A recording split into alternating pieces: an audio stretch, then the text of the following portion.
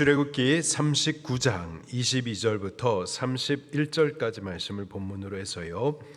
에봇 받침 긴 옷, 에봇 받침 긴 옷이라는 제목으로 말씀을 나누도록 하겠습니다.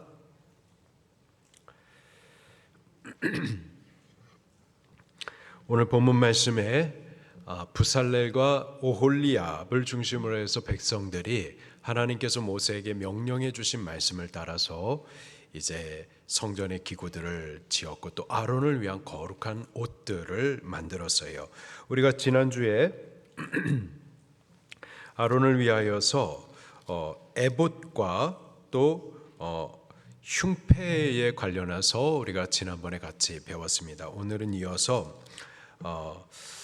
겉옷, 속옷, 그리고 허리띠, 그리고 제사장이 쓰는 머리의 관에 대해서 같이 보도록 하겠습니다. 그림을 통하여서 같이 보도록 할게요.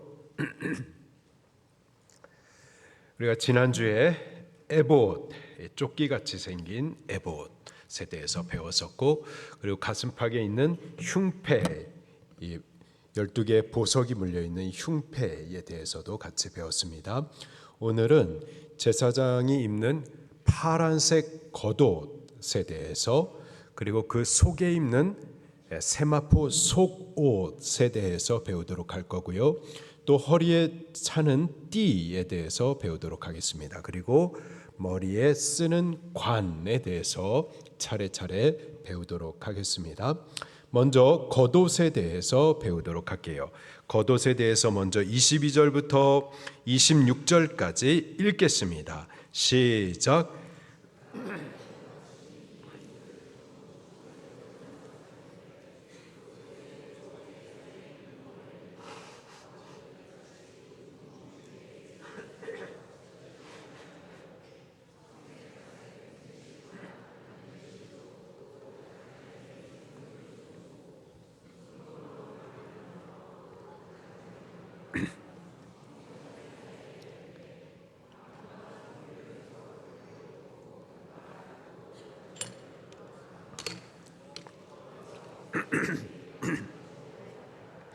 아멘. 자, 겉옷에 대해서 같이 배우도록 할게요. 겉옷에는 두 가지 큰 특징이 있는데요. 첫째로 겉옷의 색깔이 전부 청색으로 하라 명령을 하십니다. 그 명령을 따라서 청색으로 만들었어요. 청색은 생명을 상징하는 색깔입니다. 제사장이 입는 옷은 생명을 상징하고 제사장의 사명이 생명을 살리는 사명임을 뜻해 주는 거예요. 또 다른 특징이 여기 겉옷의 가장자리에 있습니다. 이 가장자리에 금으로 된 방울을 만들고 또 석류 모양의 수를 차례차례 달게 하였어요. 큰 그림으로 보면은 이렇게 금으로 된 방울을 달고 또 그 옆에는 석류 모양의 수를 달게 합니다. 그렇게 차례차례 가장자리 전체를 둘러서 금방울 하나, 석류 하나 그렇게 달게 했었습니다. 여기 금방울은 소리를 내는 기능을 하죠. 여기서 울리는 이 소리는 생명과 관련이 있습니다. 출애굽기 28장 33절부터 35절 말씀을 찾아서 보겠습니다. 출애굽기 28장 33절부터 35절까지 말씀입니다. 같이 읽겠습니다. 시작. 그 옷 가장자리로 돌아가며 청색, 자색, 홍색 실로 석류를 수놓고 금방울을 간격을 두어 달되 그 옷 가장자리로 돌아가며 한 금방울 한 석류, 한 금방울 한 석류가 있게 하라. 아론이 입고 여호와를 섬기러 성소에 들어갈 때와 성소에서 나올 때에 그 소리가 들릴 것이라. 그리하면 그가 죽지 아니하리라. 아멘. 이렇게 금방울은 소리를 내는 것으로서 생명과 관련이 있는데요. 이 금방울이 울리는 그 소리는 우리를 죽지 않도록, 잠들지 않도록 깨워주는 경종인 거예요. 제사장이 움직일 때마다 이 금방울 소리가 납니다. 제사장이 죽어 있다면은, 혹은 아무것도 안 하고 가만히 움직이지 않고 있다면은, 그러면 소리가 나지 않을 거예요. 그러면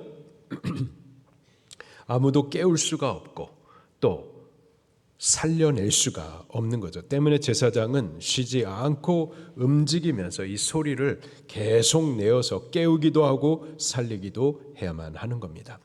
예수님께서도요, 이 땅에 오실 때 대제사장으로 오셨죠. 대제사장으로 오셔가지고 이 금방울 소리를 계속 내어서 우리로 잠들지 않도록, 잠들어서 죽지 않도록 계속해서 깨우셨어요. 마태복음 13장 33절 말씀에 주의하라, 깨어 있으라, 그때가 언제인지 알지 못함이라. 깨어 있으라, 우리 잠들지 않도록, 잠들어 죽지 않도록 그렇게 우리를 금방울 소리를 내어가지고 깨우셨던 거죠. 마가복음 13장 35절 말씀에도 그러므로 깨어 있으라, 집주인이 언제 울는지, 혹 저물 때일는지 밤중일는지 닭 울 때일는지 새벽일는지 너희가 알지 못함이라. 예수님은 우리의 신앙이 느슨해지고 잠들어서 주의 다시 오실 날을 알지 못하고 잠들어 있다가 심판의 때 심판받지 않도록, 그렇게 죽지 않도록 깨어 일어나도록 계속해서 방울 소리를 내셨습니다. 사도 바울도 같은 소리를 내어서 우리를 깨워 주었어요. 골로새서 4장 2절에 기도를 계속하고 기도에 감사함으로 깨어 있으라. 어떻게 하고 있으라? 깨어 있으라. 우리를 잠들지 않도록 그렇게 경종을 울려 주었었어요. 베드로 사도 역시 방울 소리를 내었습니다. 베드로전서 5장 8절에 근신하라, 깨어라. 왜? 너희 대적 마귀가 우는 사자같이 두루 다니며 삼킬 자를 찾나니. 여러분, 이 땅에 주의 성령님께서 우리를 계속해서 깨워 잠들지 않도록도 하시지만은요, 마귀란 놈도 있습니다. 마귀란 놈이 그 하는 짓이 요한복음 10장 10절 말씀 보니까는 도둑질하고 또 죽이고 멸망케 하는 일들을 해요. 이놈이 우는 사자처럼 두루 다니면서 삼킬 자를 찾습니다. 삼킬 자, 누가 삼킬 자일까요? 잠들어 있는 자, 기도하지 않는 성도, 그들의 목을 물어가지고 그 숨통을 갖다가 끊어버리는 일들을 하죠.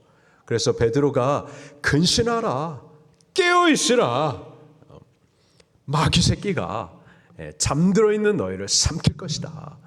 삼킴을 받지 않도록 깨어 근신하라. 그렇게 우리에게 방울 소리를 내어주고 있는 겁니다. 세례 요한은요, 자기 자신을 빈들에서 외치는 방울 소리라고 소개를 해주고 있어요. 주의 오실 길을 준비하라고 회개의 소리를 외쳐주었었고, 또 주를 맞이하도록 준비시키는 소리로서 계속해서 외쳐주었었죠. 우리들도 왕 같은 제사장으로서 제사장의 옷을 입고 방울 소리를 내줘야만 합니다. 우리들 서로 간에 깨워주셔야만 하겠어요. 성경 말씀을 또 한번 찾아볼게요. 마태복음 25장 6절 말씀. 마태복음 25장 6절 말씀. 마태복음 25장 6절 말씀. 시작. 밤중에 소리가 나되 보다. 아멘. 다시 한번요. 시작. 밤중에 소리가 나되 보라, 신랑이로다, 맞으러 나오라. 예수님 언제 오실까요? 밤중에 오십니다. 밤중에.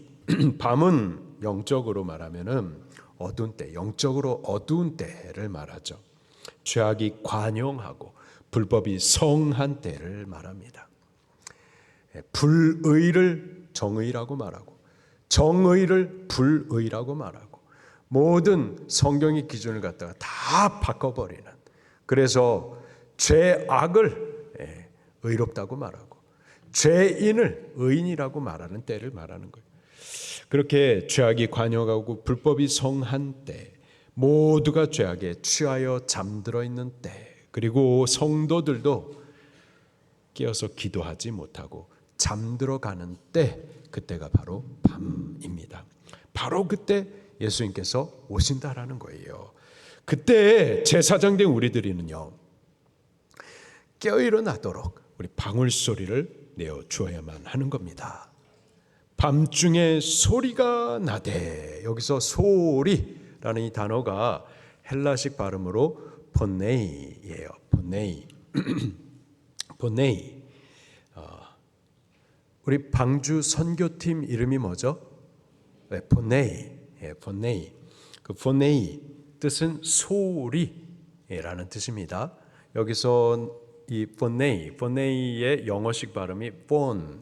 여기서 파생되어 나온 영어 단어들이 텔레폰, 마이크로폰, 스마트폰, 폰.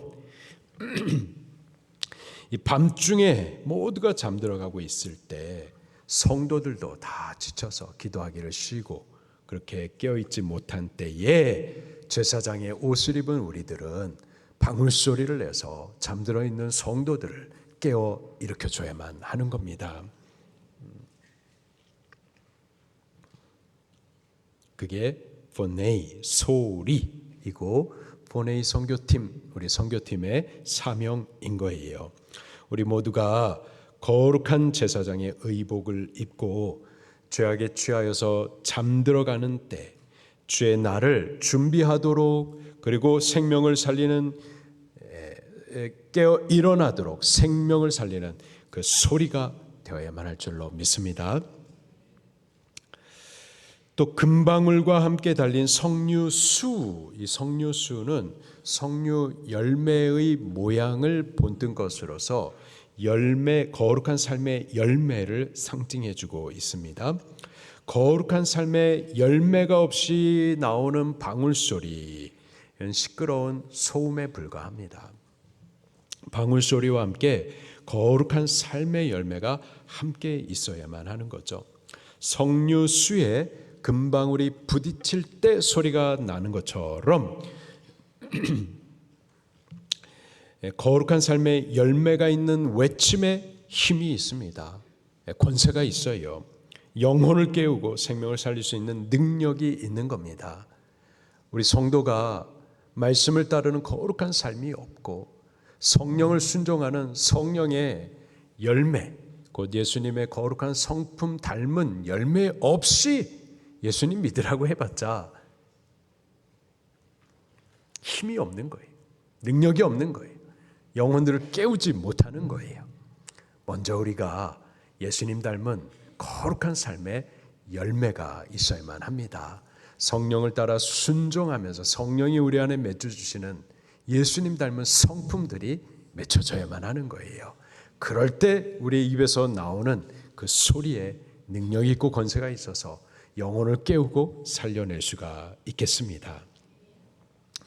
제사장에게 금방울과 석류수를 함께 물린 이 겉옷을 만들어 입혀 주었었던 것처럼 오늘 우리들 거룩한 제사장의 겉옷을 입고 생명을 살리는 자로서 생명을 깨우는 외침과 함께 거룩한 삶을 함께 가져가야만 할 줄로 믿습니다. 그다음에 속옷과 띠에 대해서 또 기록을 해주고 있습니다. 27절부터 29절 말씀을 또 같이 읽겠습니다. 시작. 그들이 또 직조한 가는 배로 아론과 그 아들들을 위하여 속옷을 짓고 세마포로 두건을 짓고 세마포로 빛난 관을 만들고 가는 배실로 짜서 세마포 속 바지를 만들고 가는 배실과 청색, 자색, 홍색 실로 수놓아 띠를 만들었으니 여호와께서 모세에게 명령하신 대로 하였더라. 아멘. 여기 아론과 그 아들들을 위하여, 제사장들을 위하여서 속옷을 만들었습니다. 여기가 바로 세마포 속옷, 그리고 세마포 두건, 그리고 세마포로 된 띠, 그리고 세마포 속바지입니다. 이 속옷들은 모두 세마포로 만들어졌어요. 세마포는 흰색 옷감으로 의미하는 바가 세 가지가 있습니다. 첫 번째로는 정결함으로 하나님 앞에 나아갈 그런 중심, 마음의 상태를 말해주는 거예요. 우리가 하나님 앞에 나아가기 위해서는요, 먼저 정결해야만 합니다. 죄가 없어야 돼요. 근데 우리는 다 죄인들이라 범죄했기 때문에 우리 안에 죄가 있는데, 그런데 어떻게 하나님 앞에 정결함으로 나아갈 수가 있을까요? 하나님 앞에 정결하게 나아가기 위하여서는 우리 더럽혀진 옷을 깨끗하게 씻어 나아갈 수가 있겠습니다. 어떻게 씻을 수가 있을까요? 우리 요한계시록 7장 말씀을 같이 찾아보겠습니다. 요한계시록 7장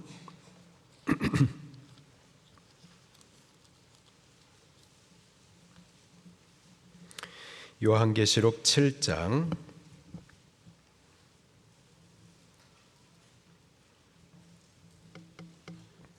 14절 말씀입니다. 시작. 내가 말하기를 내 주여 당신이 아시나이다 하니 그가 나에게 이르되 이는 큰 환난에서 나온 자들인데 어린 양의 피에 그 옷을 씻어 희게 하였느니라. 아멘. 무엇으로 그 옷을 씻어 희게 할 수 있다고요? 어린 양의 피로 씻어 깨끗게 할 수가 있겠습니다. 우리의 의로운 행위가 아닌 오직 어린 양의 피로 그 옷을 씻어 정결함을 입을 수가 있겠습니다. 오직 예수의 피가 우리의 부정함을 씻을 수가 있습니다. 그 피를 믿는 자마다 깨끗함을 받을 수가 있습니다. 그 피를 의지하는 자, 그 피를 찬송하는 자마다 새 힘을 얻고 또 하나님 앞으로 나아갈 수가 있겠어요. 우리 보혈을 의지하십시다. 자기의 힘, 자기의 의 말고 우리를 씻어 정결케 하시는 보혈을 의지하십시다. 보혈의 능력을 찬송하십시다. 그 보혈의 능력을 찬송하면서 거룩하게 씻김을 받아 정결함으로 하나님 앞으로 가까이 나아가십시다. 두 번째로 이 세마포 속옷은 예수님을 상징해 주고 있습니다. 갈라디아서 3장 27절에 그리스도와 합하여 세례를 받은 자는 그리스도로 옷 입었느니라. 예수님이 세마포 흰 옷이 되시는 분이세요. 그분을 믿을 때 그분의 정결함을 옷 입게 되는 겁니다. 그분을 옷 입을 때 그리스도가 정결하신 것 같이 우리도 정결하게 되어지는 거예요. 정결한 자가 되어서 하나님 앞에 나아갈 수가 있게 되는 겁니다. 할렐루야. 우리 스스로의 의가 아닌 예수 그리스도를 믿는 믿음으로 정결함을 입고 의롭다함을 입고 하나님 앞에 설 수가 있겠습니다. 마지막으로 이 세마포 흰 옷은 또 동시에 성도의 의로운 행위를 상징하기도 해요. 또 성경을 같이 찾아보겠습니다. 요한계시록 19장 8절 말씀. 요한계시록 19장 8절 말씀을 같이 읽겠습니다. 시작. 그에게 빛나고 깨끗한 세마포 옷을 입도록 허락하셨으니 이 세마포 옷은 성도들의 옳은 행실이로다 하더라. 아멘. 이 세마포 옷은 성도들의 옳은 행실, 의로운 행실, 믿음으로 행한 행실들이 거듭난 성도들을 더욱 희고 빛나게 해주는 거죠. 우리가 믿음으로 행할 때마다 거룩한 새 옷을 옷 입게 되어지는 줄로 믿습니다. 특별히 이 속옷, 속에 입는 옷인데 이 옷을 흰 세마포로 만들어 입힌 데에는 또 다른 영적인 의미가 있는데, 겉으로 보여지지 않는 우리 내면을 거룩하고 정결하게 해야 될 것을 가르쳐 주세요. 우리 하나님 앞에 설 때 하나님이 우리를 보시는 것은 우리의 외모가 아니죠. 우리의 중심을 보시기 때문에 보이지 않는 우리의 속에 있는 것까지도 거룩하고 정결해야만 할 줄로 믿습니다. 시편 51편 6절 말씀에 주께서는 중심의 진실함을 원하시나이다. 중심의 진실함을 원하시나이다. 예수님 당시에 겉으로만 정결하고 의로웠었던 이들이 있었습니다. 누구죠? 바리새인들이었어요. 그들은 겉으로는 의로웠고 겉으로는 율법에 완전했었어요. 그러나 그들을 보실 때 예수님께서는 이렇게 책망하셨죠. 외식하는 자, 회칠한 무덤이라고 책망을 하셨습니다. 외식하는 자, 겉으로만 의식적으로 거룩하고 속은 회칠해가지고 하얗지만 사실 그 속은 썩어져가는 냄새나는 무덤과 같다. 우리 주님은 외모를 보지 않고 중심을 보십니다. 때문에 우리 속의 중심을 하나님 앞에 거룩하고 정결하도록 힘써야만 할 줄로 믿습니다. 그리고 띠에 대해서도 말씀을 하고 있어요. 다시 본문으로 들어와서 29절 말씀을 다시 한번 읽겠습니다. 시작. 간은 배실과 청색, 자색, 홍색 실로 수놓아 여호와께서 모세에게 명령하신 대로 하였더라. 아멘. 띠는 옷을 입고 옷을 고정시키는 역할을 하죠. 허리에 띠를 띈다라는 것은 이제 무엇인가를 준비한다라는 의미가 있습니다. 그래서 일할 준비를 하고 또는 섬길 준비를 하고 경건으로 그렇게 자기 자신을 긴장하는 그런 상태를 말하는 거예요. 베드로 사도는 우리가 근신하여서 주님 오실 날을 준비해야 될 것으로 허리에 띠를 띠라 이렇게 또 말을 해주고 있습니다. 베드로전서 1장 13절에 그러므로 너희 마음의 허리를 동이고 근신하여 예수 그리스도께서 나타나실 때 너에게 가져다 주실 은혜를 온전히 바랄지어다. 예수 그리스도께서 나타나실 때 그때 베풀어 주실 은혜 받기 위하여서 지금 우리 마음의 허리를 동이라, 우리 마음의 허리에 띠를 띠라 말씀을 하고 있어요. 거룩하게 근신하라 라는 말씀이죠.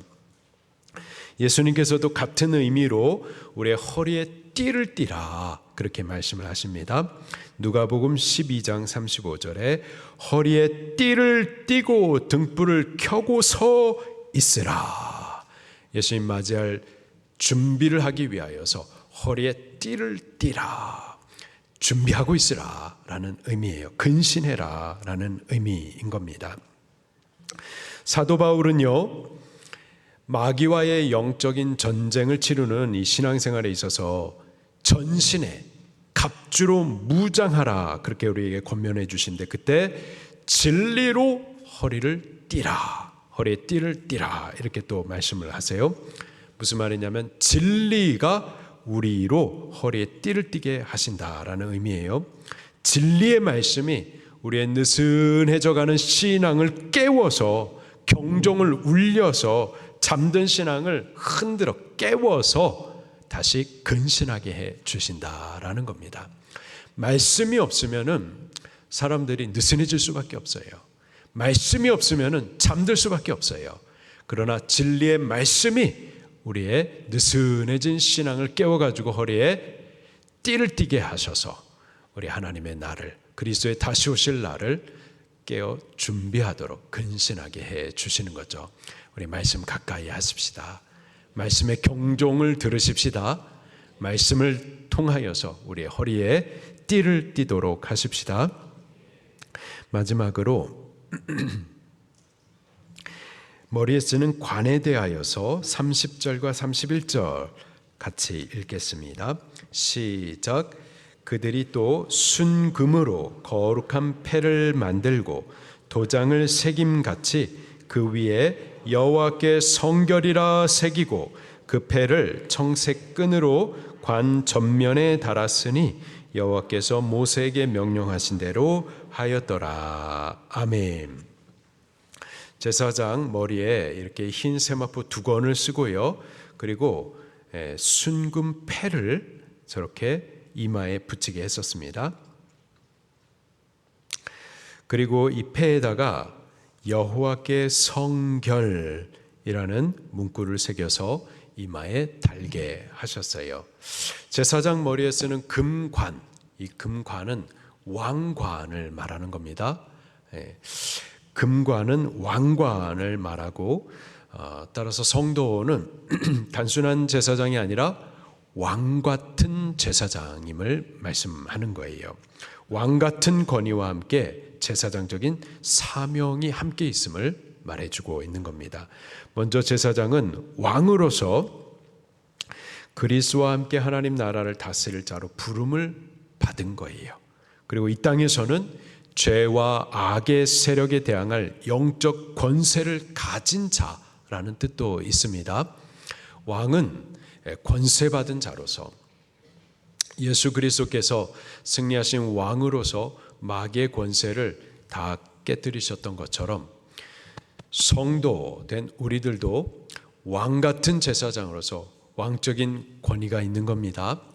예수님께서 마귀의 권세 또 질병을 고쳐주셨던 것처럼 우리들도 왕의 권위로서 마귀 새끼들을 명하여 쫓아보낼 수가 있고 질병도 우리가 명령하여 낫게도 할 수가 있습니다.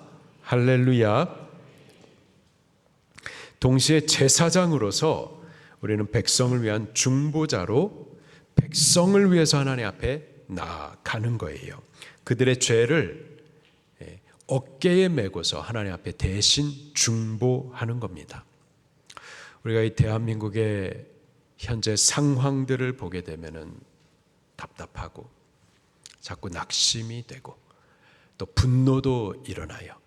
그러나 제사장으로서 오늘 우리들은 이런 대한민국의 상황을 보면서 그냥 낙심하고 그냥 분노하고 그냥 그 자리에 앉아 있으면 안 되고 이 모든 상황을 우리의 어깨에 메고 하나님 앞으로 나아가 중보해야만 하는 겁니다. 하나님 앞에 나아가서 이 대한민국을 위하여서 기도하는 거예요. 이 나라 지도자들과 백성의 죄악을 우리가 어깨에 메고 대신 회개하는 겁니다. 나라와 민족을 위하여서 기도하면서 이 나라에 대한 긍휼하심을 주님 거두지 마시도록 그리고 회개와 회복이 있을 수 있도록 우리가 대신 하나님과 이 땅 중간에서 그렇게 기도해야만 할 줄로 믿습니다. 그게 바로 제사장이에요. 제사장의 사명입니다. 제사장이 중보할 때 하나님 제사장을 통해서 나라에 긍휼을 베풀어 주시는 겁니다. 우리가 그러한 소망입니다. 대한민국의 소망은 지도자가 누가 세워지느냐 그 이전에 그 내면에 주의 교회가 제사장으로서 그 중보의 역할을 바르게 함에 있는 거예요. 우리가 겉으로 드러나는 어떤 소망 없음의 모습들 그보다도 교회가 깨어서 제사장적인 사명을 하고 있으면은 그러면 나라는 소망이 있는 거예요. 여전히 우리 교회가 제사장입니다. 제사장으로서 중보의 사명을 하는 동안 대한민국은 소망이 있는 거예요. 우리가 이 땅의 소망입니다. 우리가 이 땅의 죄악을 어깨에 메십시다. 그리고 하나님 앞에 나아가서 대신 회개하십시다. 이 땅에 대한 긍휼하심을 위하여서 기도하십시다. 회복과 회개를 위하여서 기도하십시다. 우리가 기도할 때 대한민국 살아나는 겁니다. 또 이 제사장의 금관에 여호와께 성결이라는 이 글자를 도장을 새긴 같이 새겨가지고 제사장 이마에 붙이게 했었어요. 이는 그의 생각과 의지, 마음, 사명이 하나님 앞에 거룩하고 성결해야 된다라는 마음의 가짐을 가져야 될 것을 의미합니다. 우리가 이 땅의 제사장으로서, 이 땅의 소망된 자로서 먼저 우리 자신이 하나님 앞에 성결하셔야 될 것을 우리 이마에 붙이듯 우리 머리에 늘 인식을 새겨 두셔야만 하는 겁니다. 그렇게 하나님 앞에 성결하기를 그렇게 늘 생각하면서 하나님 앞에 서야만 할 줄로 믿습니다. 오늘 이러한 제사장의 옷들을 만들어서 아론과 그의 아들들 제사장들에게 옷 입혀 주었는데, 이 옷들을 오늘 우리들 제사장으로서 우리들이 다 믿음으로 입으십시다. 생명 살리는 자로서 우리 깨어 일어나도록 방울 소리를 내어 주십시다. 그리고 그 방울 소리가 권세 있도록 우리 안에 말씀의 거룩한 삶이 있도록, 예수님 닮은 성품이 우리 안에 있도록, 그런 열매가 우리 안에 먼저 있을 수 있도록 말씀 따라 살기를 힘쓰십시다. 그리고 우리의 겉모습뿐만 아니라 우리의 속옷도 정결함을 입을 수 있도록 하나님 앞에 정결한 자로 그렇게 설 수 있기를 힘쓰십시다. 그리고 근신하여 깨어서 우리 허리 띠를 항상 동이도록 하십시다. 그리고 왕 같은 제사장으로서 우리에게 왕적인 권위가 있음을 믿고 그 권위를 믿음으로 선포하여 행하십시다. 그리고 항상 하나님 앞에 성결할 것을 늘 인식하면서 그렇게 우리 자신을 하나님 앞에 거룩하게 세워나갈 수 있는 참 제사장들로 다 설 수 있기를 예수님 이름으로 축원합니다. 우리 말씀 붙들고 통성으로 기도하시겠습니다.